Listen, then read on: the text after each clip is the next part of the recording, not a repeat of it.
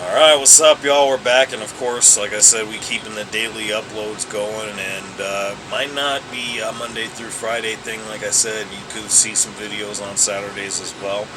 And as far as Sundays, that's probably not as likely. If anything, those are going to be more live streams, especially live reactions for Broncos games.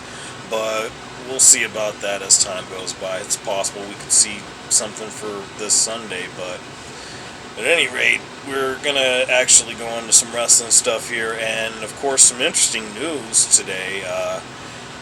Former AEW TNA star and Kylie Ray has actually signed with the WWE ID program, and I find this really, really fascinating because, of course, there was a lot of the speculation in terms of an interaction of sorts between her and Chris Jericho, and of course not much had ever come of it, but there was certainly some controversy, and Jericho certainly caught an awful lot of heat to some degree.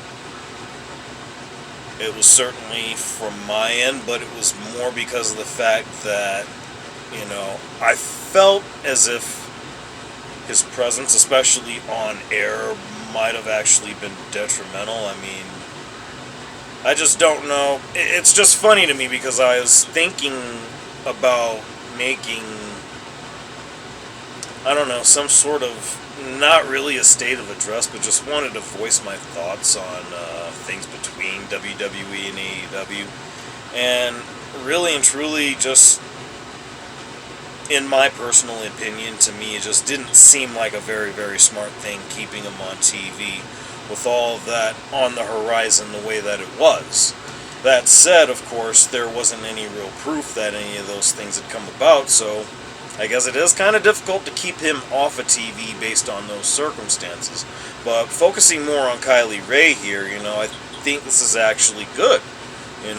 We haven't seen nor heard much from her since, departing from TNA. She had actually signed with NWA for a little bit and actually wound up no-showing a lot of stuff there as she did with TNA on that same vein. And of course, after a while, we just didn't really hear a whole lot from her. As I understand it, she's actually had a baby since then, and it seems as if she's looking to get her career back, get her career going again, and I find that to be very, very good news, and especially with this being the case, hopefully this is something that works out well for her. I could see her definitely fitting in very, very well with NXT and making some really, really cool things happen there. And all I can do is just be happy for her, and I just definitely want to hope for the best and root for her in everything she aspires to do with this. And with that in mind, we're going to go ahead and move right along, talk a little bit about Carlito here. It's real funny to me, how as a whole, we as a society are just particularly touchy about some of the things we see and hear on TV, especially when it comes to wrestling, specifically WWE in general. And of course, it was a few weeks ago where there was a segment on Raw where you had the Kabuki Warriors. Well, actually, I'm not even sure if they're the Kabuki Warriors, but it was actually Io Sky and, of course, Kairi Sane, who was one half of the Kabuki Warriors. But in any case, they were talking to Adam Pearce about getting a shot at women's tag titles and so forth, and of course, Judgment Day had their part in that interaction. I believe Adam Pearce was there. But at any rate, at the end of said segment, it was a thing where Carlito just said something about, I gotta learn Chinese, when of course Io and Kairi were clearly speaking and are Japanese. And a lot of people were bothered by that. It stirred up an awful lot of controversy, and I guess understandably so. It's just real interesting to me because me being of Asian descent myself, I didn't have that much of a problem with it personally, but in that same vein, I sort of question where it was smart. Now, my best friend, I've mentioned him in previous videos. His name's Darren. He actually is of actual Japanese descent. He has no problem with that, and that's fine with me. I don't really find any aspect of it all that bothersome, and people might be a little overly sensitive about that. I've heard such things from other content creators in the past.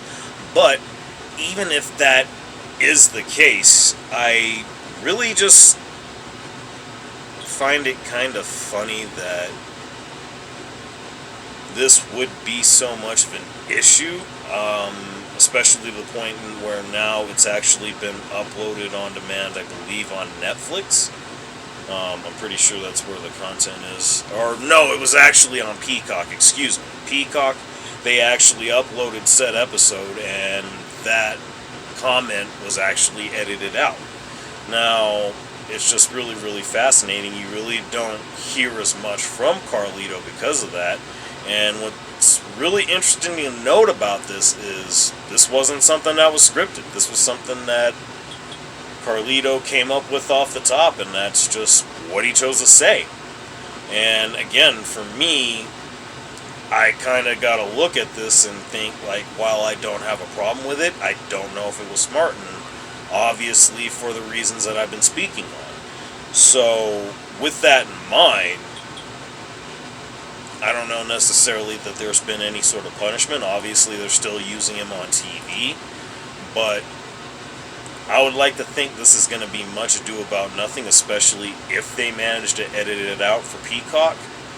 So, I don't know. I mean, I get where it's dicey, but at the same time, we're at a point in society to where I struggle.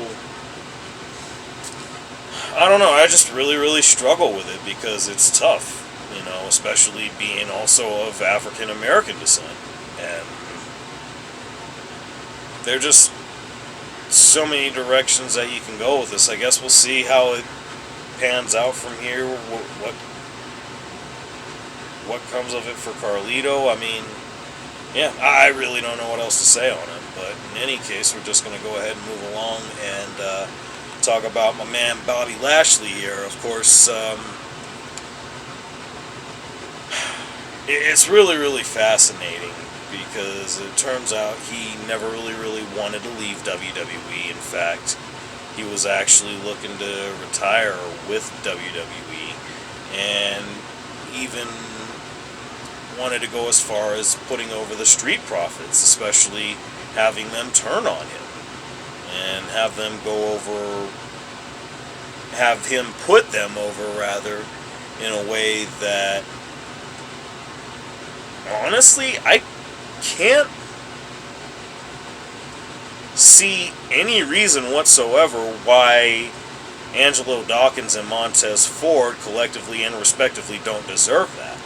Like, they have been nothing short of fantastic throughout their time, going back to NXT all the way up to being on the main roster and alongside Bianca Belair, who has been incredibly successful in the women's division. And just, I never really saw the little docu-series they had on the two of them, being Bianca and Montez, but, just the little clips you saw of that, it was talked about. Obviously, Montez is happy for Bianca as far as her success being in the main event of WrestleMania.